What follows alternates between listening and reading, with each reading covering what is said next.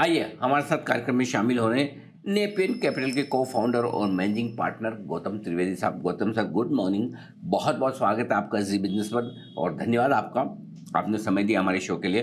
सबसे पहले सर, बाजार के डायरेक्शन पर ही एक बार राय लेना चाहता हूँ। वैसे लोगों की चिंताएं कम तो हुई है, चिंताएं कम होना अलग बात है, कॉन्फिडेंस लौटना अलग बात है। क्या कॉन्फिडेंट हो चुके हैं या कुछ और ऐसे ट्रिगर्स बाकी हैं जिनको देखना है हमें, जिनके बाद थोड़ा जोश बढ़ेगा, ऐसा हिम्मत बढ़ेगी? जरा समझाएं सर बाजार के डायरेक्शन को। मुझे लगता है कि पिछले 2 दिनों में एफआईज़ की जो बाइंग जिस रफ्तार से बाइंग आई है 1600 करोड़ पिछले 2 सेशंस में नेट पॉजिटिव नंबर जो आया है, मुझे लगता है उसकी वजह से मार्केट को शायद लग रहा है कि जो पिछले मैं बोलूँ करीबन 18 से 20 महीनों तक जो लगातार सेलिंग आया है मार्केट में एफआईज़ की तरफ से, वो शायद रुक गया है। अभी ये रुक गया है या नहीं या ये वापस शुरू होगा उनका बेचना, वो तो वक्त ही बताएगा। लेकिन मुझे लगता है कि आज की तारीख में अब जून का महीना जब देखें तो जून में करीबन, और मेरे नंबर में अभी वही यही देख रहा हूँ, जून में करीबन सवा 5 बिलियन डॉलर का सेलिंग आया एफआईएस का। और जुलाई में मुझे लगता है कि अब ये जो 1600 करोड़ जो मैंने बताया पिछले 2 सेशंस में जो बाइंग आई हुई है, उसकी वजह से थोड़ी पॉजिटिविटी मार्केट में आई है and I hope it sustains. ये ना होए कि वापस सेलिंग शुरू हो जाए एफआईएस का, लेकिन इफ द उनका सेलिंग जो रुक भी जाए या कम हो जाए ना, मुझे लगता है मार्केट के लिए बहुत बड़ा सिग्नल है। हम्म, सबसे बड़ा ट्रिगर अब आगे चलते हुए वो यही है कि एफआईएस की बिकवाली रुक जाए, और वो होती हुई दिख भी रही है और उसका जोश आपको दिख भी रहा है। अब आइए सर, नतीजों का सीजन भी शुरू होने वाला अगले हफ्ते से। जरा समझाएं कि किस तरह के रिजल्ट्स की उम्मीद की जाए इस सीजन से और किस तरह की कमेंट्री देखनी होगी हमें खास तौर से। मुझे लगता है कि एक बात जो लोग या स्पेशली एफआईएस की जो मैं बात कर रहा हूँ, उनको समझनी चाहिए कि पिछले करीबन मार्च, अप्रैल, मई और जून 4 महीने में जब ये लड़ाई जो मिडल ईस्ट, ईरान और अमेरिका और इज़राइल के बीच में जो चल रही थी, और मैं ये मान रहा हूँ कि अब ये रुक गई है या होपफुली खत्म हो गई है, और स्ट्रेट ऑफ हॉर्मज़ से भी अभी शिपमेंट शुरू हो चुके हैं। लेकिन मेरा कहने का यही मतलब है कि इंडिया हैज़ बीन क्वाइट रेज़िलिएंट, और उसका हिंदी ट्रांसलेशन मेरे पास नहीं है, लेकिन एटलीस्ट जो मार्केट पे इम्पैक्ट बड़ा होने वाला था, वो काफ़ी काफ़ी मतलब कम हुआ है, और हम लोग वापस 24,000 के ऊपर आ चुके हैं निफ्टी या 50 पे। और मुझे लगता है कि जो इंडिकेटर्स है, वो काफ़ी पॉज़िटिव है। अब जीएसटी को देखो, पिछले पिछले क्वार्टर की बात कर रहा हूँ, अप्रैल, मई और जून के क्वार्टर की बात कर रहा हूँ, जीएसटी कलेक्शन 8.5% ऊपर है। अब ऑटो इंडस्ट्री में देखिए, मारुति पिछले 3 महीनों में मारुति ने सवा 5 लाख गाड़ियों का डिस्पैच किया।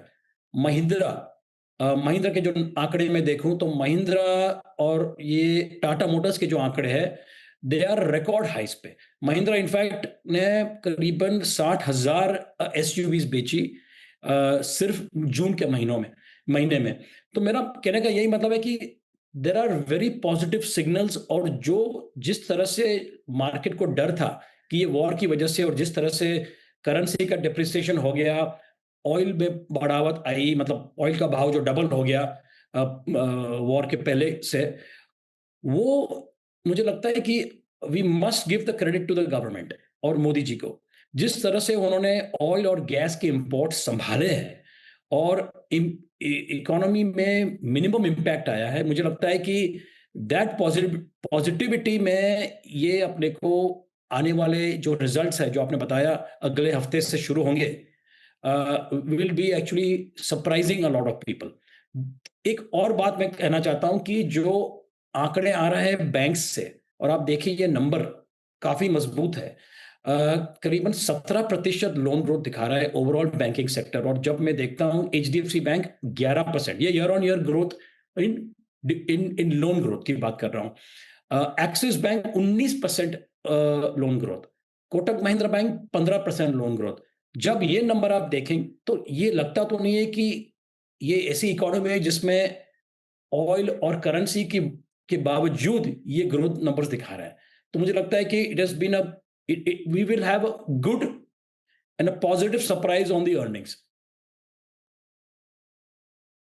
बिल्कुल ठीक बात है। तो कंपनियों के नतीजे थोड़े दमदार मजबूत रहने की उम्मीद है। एक और राय आपसे लेना चाहता हूँ सर, आईटी शेयरों पर अ, जी। खरीदेंगे, बेचेंगे या अभी करेंगे इंतजार? अभी करेंगे इंतज़ार। और उसकी वजह यही है कि लोग मुझे बार-बार पूछते हैं, इन्वेस्टर जो हमारे फंड में है, कि आपके यहाँ कोई भी आपके फंड में एक भी आईटी स्टॉक नहीं है। और मैं कहता हूँ कि भई ये देखिए, आईटी पिछले 5 साल, 3 साल, 1 साल और एंड ईयर टू डेट में there has been no improvement. Yes, बीच में इन्फोसिस 5% या 6% भाग गया, या टीसीएस में थोड़ी बढ़ावट आई, बट वापस इट इज़ करेक्टेड।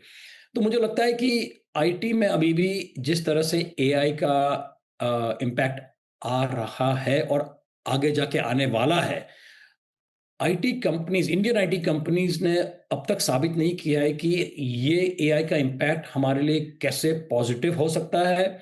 और जिस तरह से कल भी आपने देखा होगा कि माइक्रोसॉफ्ट ने करीबन 2% एम्प्लॉइज़ को मतलब निर्णय लिया है कि उनको निकाल देंगे। तो ये इम्पैक्ट अभी भी जारी है, और एआई का जो पॉज़िटिविटी जो इंडियन आईटी कंपनीज़ बार-बार बोलती है, उसका अभी भी इम्पैक्ट दिख नहीं रहा है। एटलीस्ट अर्निंग्स में तो नहीं दिख रहा है। तो फिर ऐसे बाजार में कहाँ आप पैसा लगाना पसंद करेंगे सर? हमने करीबन 12 पिछले 12-15 महीनों में ऐसे ऐसे कुछ क्षेत्र है और सेक्टर्स हैं जहाँ पे हमने हेवीली इन्वेस्ट किया है, and they have touch wood done very well. Data centres, power, semiconductors, precision engineering और एक्सपोर्टर्स। और एक्सपोर्टर्स में मुझे लगता है कि जिस तरह से अपनी करेंसी डेप्रिशिएट हो चुकी है, हालाँकि जिस तरह से गिरा अपना इंडियन रूपी हैज़ फॉलन, वो ज़रा डरावना था, लेकिन अभी जो है सो है, अभी 95 पे रुक गया है। So it is positive for exporters, number 1। Number 2, आप देखिए कि यूएस एफ और India FTA, EU India FTA और यूके इंडिया एफटीए, ये जो 3 बड़े एफटीए साइन हो रहे हैं, और मुझे लगता है आने वाले चंद महीनों में ये एफटीए साइन हो जाएँगे, और इससे मुझे लगता है कि बड़ा प्रभाव, पॉज़िटिव प्रभाव पड़ेगा इंडियन एक्सपोर्टर्स पे। तो this is the other sector जो हम लोग हमने एक कंपनी ऑलरेडी एक्सपोर्टर ले चुके हैं पोर्टफोलियो में, लेकिन और भी हम लोग इसमें एक्सप्लोर कर रहे हैं।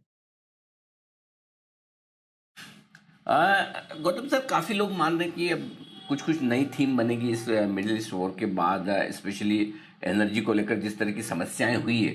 क्या आपको लगता है कुछ सेक्टर, कुछ स्टॉक्स ऐसे हो सकते हैं आने वाले 5-10 साल के लिहाज से जो नई थीम के तौर पर उभर कर आए और जहां पर एक अच्छी वेल्थ बन सकती है? मुझे लगता है कि ये इन इन अ मैं मतलब I don't know how to say this, but ये वॉर की वजह से और जिस तरह से इम्पैक्ट आया ऑयल प्राइसेस पे, ग्लोबल ऑयल प्राइसेस पे, और जिस तरह से अपनी अपनी करेंसी में गिरावट आई, मुझे लगता है कि सरकार ने निर्णय ले चुके हैं अंदर, जो हम, it is not public, but मुझे लगता है कि सरकार ने ये निर्णय लिया है कि इम्पोर्टेड ऑयल और गैस पे डिपेंडेंस अभी कम करना ही पड़ेगा। ऑयल का भाव $65 भी हो जाए ना, मुझे लगता है कि अभी ये शॉक के बाद, और ये जो लड़ाई शुरू हुई, ये दुनिया में किधर भी इरप्ट हो सकती है। ऐसा नहीं है कि आज मिडल ईस्ट में है, अ, कल रशिया में थी, रशिया में अभी भी चालू है वैसे, मिडल ईस्ट में हुई, और किधर और हो सकती है, और उसका जो इम्पैक्ट है ओवरऑल कमोडिटीज़ पे, नॉट जस्ट ऑयल।